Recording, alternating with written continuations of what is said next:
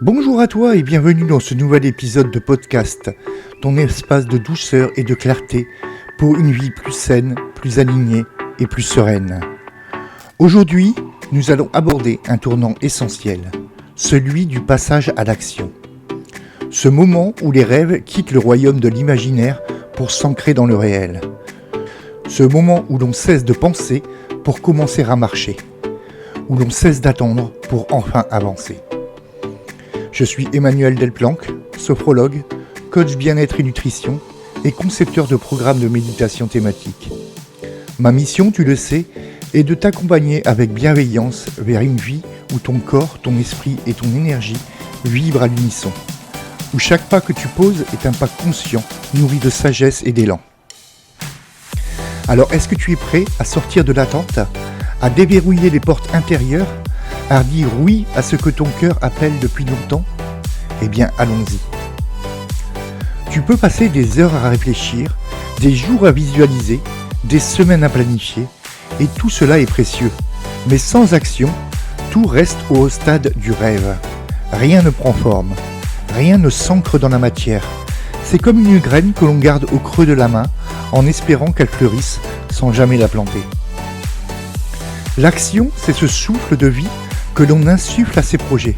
C'est ce premier pas, parfois timide, parfois maladroit, mais ô combien nécessaire.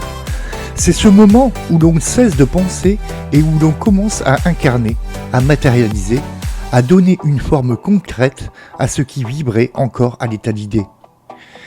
Les étapes précédentes t'ont préparé à cela. Définir tes objectifs, c'était reconnaître ce qui compte vraiment pour toi. Identifier tes forces, c'était prendre conscience des ressources précieuses que tu portes déjà en toi. Ces fondations sont essentielles. Elles t'ont donné de la clarté, de la confiance, de l'élan, mais aujourd'hui, il est temps de construire. Et construire, cela ne se fait pas en pensée, cela se fait en mouvement. En osant poser une brique, puis une autre, et encore une. Parfois avec joie, parfois avec doute, mais toujours avec foi.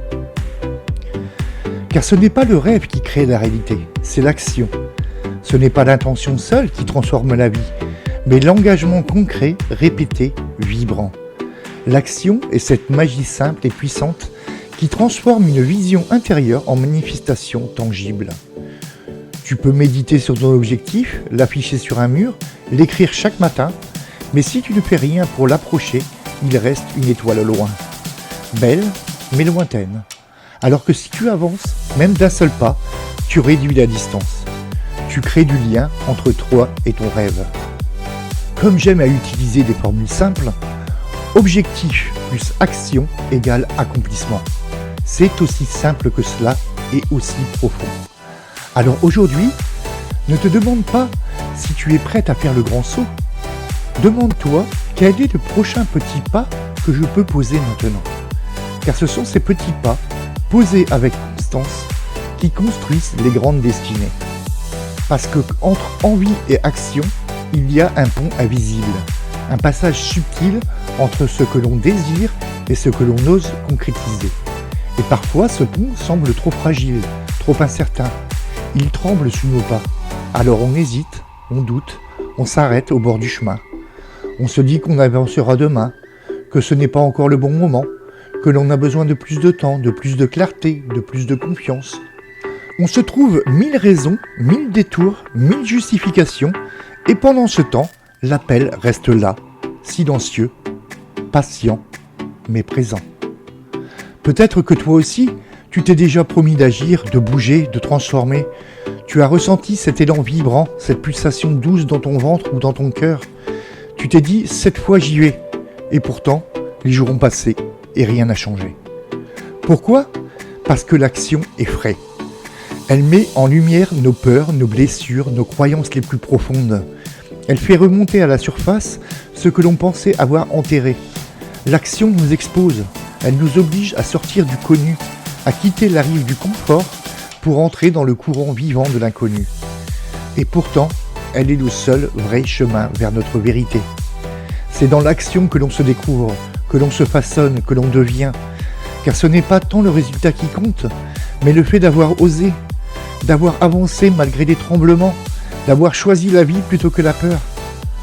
Alors si tu sens que tu es figé, bloqué, paralysé, n'aie pas honte, c'est humain, c'est normal, mais rappelle-toi, tu n'as pas à traverser le pont d'un seul pas, tu peux avancer lentement, un pied après l'autre, et chaque pas, aussi petit soit-il, est déjà un mouvement vers toi, vers ta vérité et vers ta lumière.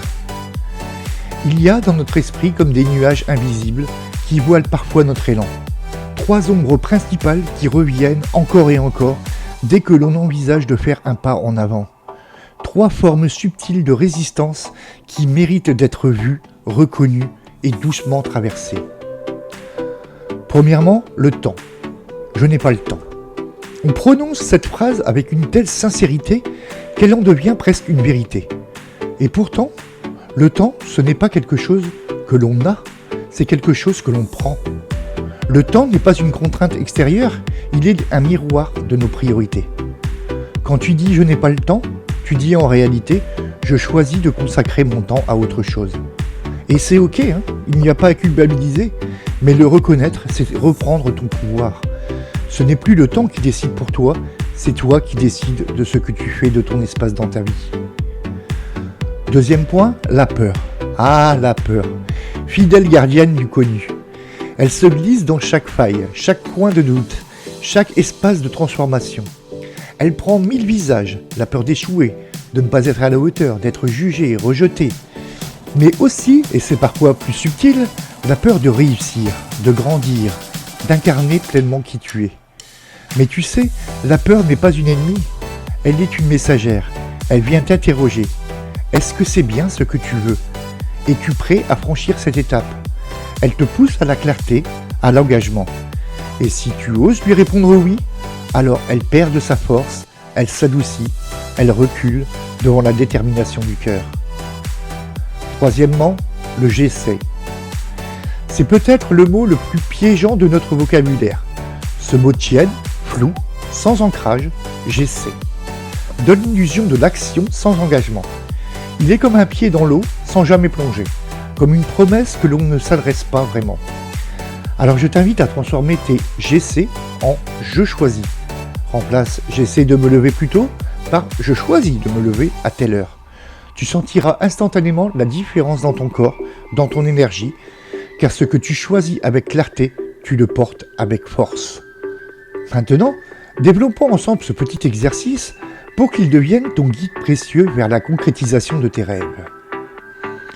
Il est temps, mon ami, de projeter une lumière douce mais déterminée sur le chemin qui mène à tes aspirations les plus profondes. Car tu le sais au fond de ton cœur, la clarté précède toujours le mouvement. Et un plan d'action posé avec soin, même s'il n'est pas parfait dès le départ, aura toujours plus de valeur qu'un rêve qui flotte indéfiniment dans les limbes de l'imagination. Je t'invite à t'installer confortablement, à prendre une feuille de papier, ton carnet inspirant, ou à ouvrir ton ordinateur et à dessiner ta propre carte, ton itinéraire personnalisé vers tes objectifs. Première étape, la boussole de tes aspirations. Reprends la liste de tes objectifs, ceux qui vibrent véritablement au plus profond de ton être, ceux qui allument une étincelle de joie et d'enthousiasme en toi. Relie-les avec cœur, sans leur énergie, leur potentiel. Quels sont les rêves qui te tiennent le plus à cœur? Quels sont les projets qui te donnent envie de te lever le matin avec entrain? Quelles sont les aspirations qui résonnent le plus dans ton âme? Deuxième étape, les pas concrets sur le chemin. Pour chacun de ces objectifs, note les actions concrètes, simples et mesurables que tu pourrais poser. Pense en termes de petits pas, de gestes progressifs. Décompose chaque grand rêve en étapes plus petites et plus accessibles. Quelle est la première action, aussi minime soit-elle, que tu peux entreprendre dès aujourd'hui? Quelles sont les étapes intermédiaires nécessaires pour atteindre ton objectif final? Comment peux-tu rendre ces actions spécifiques et faciles à suivre? Par exemple, au lieu de faire du sport, note faire 30 minutes de marche lundi, mercredi et vendredi. Quels sont les petits gestes réguliers qui te rapprocheront de ton but? Troisième étape, le rythme de ton voyage. Ajoute une date à chaque action, à chaque étape. Ne vois pas cela comme une contrainte rigide, mais plutôt comme un moyen de donner un rythme, une respiration à ton projet. Cela permet de créer un élan, de visualiser une progression dans le temps. Quand aimerais-tu accomplir cette première petite action ? Quelle échéance raisonnable peux-tu te fixer pour chaque étape intermédiaire ? À quelle date aimerais-tu idéalement atteindre ton objectif final ou une étape significative ? N'hésite pas à ajuster ces dates en cours de route. L'important est d'avoir une direction et un mouvement. Quatrième étape, le carburant de ton engagement. Précise ton pourquoi profond pour chaque objectif. Quelle valeur essentielle vient nourrir cette aspiration ? Quelle émotion profonde te pousse à le poursuivre avec autant de ferveur ? Connaître ton pourquoi est le carburant de ta motivation, ce qui te permettra de persévérer, même lorsque les défis se présenteront. Qu'est-ce qui te motive vraiment à atteindre cet objectif ? Quelle valeur importante pour toi sera honorée une fois cet objectif atteint ? Par exemple, la liberté, la créativité, la connexion, la santé, l'épanouissement et j'en passe. Quelle émotion positive intense imagines-tu ressentir lorsque tu auras concrétisé ce rêve ? Comment la réalisation de cet objectif va-t-elle enrichir ta vie et peut-être celle des autres ? Cinquième étape, tes alliés sur le chemin.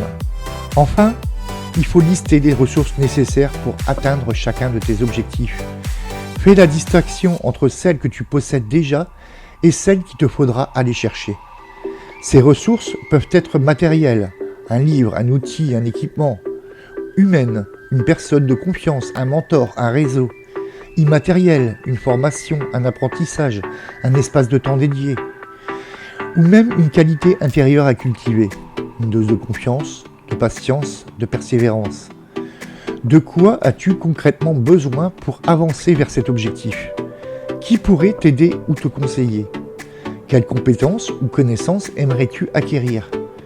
Quel temps peux-tu raisonnablement consacrer à cet objectif chaque semaine ? Et qu'est-ce qui pourrait te donner la confiance nécessaire pour te lancer ou pour persévérer ? Cette carte que tu dessines n'est pas un contrat figé et immuable. Elle est vivante, organique. Tu auras la liberté de la faire évoluer au fur et à mesure de tes découvertes et de tes avancées. Mais elle est ton point de départ, ton tremplin pour l'action. Elle est ta lanterne dans la nuit, t'éclairant le chemin à suivre. Et chaque petit pas que tu poseras dessus sera une victoire silencieuse, mais profondément puissante. Parce que l'action n'est pas synonyme de précipitation ou de stress. C'est avant tout un choix conscient, une énergie que tu décides d'investir, un engagement envers toi-même. Et aujourd'hui, tu as le pouvoir de choisir de passer à l'action avec douceur, en respectant ton rythme, mais avec une détermination inébranlable. Maintenant, c'est le moment. Pas demain, pas lundi, pas quand les étoiles seront parfaitement alignées ou que tu t'en sentiras prête. Mais maintenant, ici, dans ce souffle. Commence petit si tu veux, une simple décision, un mail envoyé, une page ouverte, une marche dehors. Peu importe la taille du geste, ce qui compte, c'est qu'il soit fait avec conscience, avec intention, avec cœur. Parce qu'une action, même minuscule, vaut toujours plus qu'un millier de pensées. Elle est vivante, elle vibre, elle dit à l'univers « je suis prête ». Elle dit à la vie « je suis en chemin ».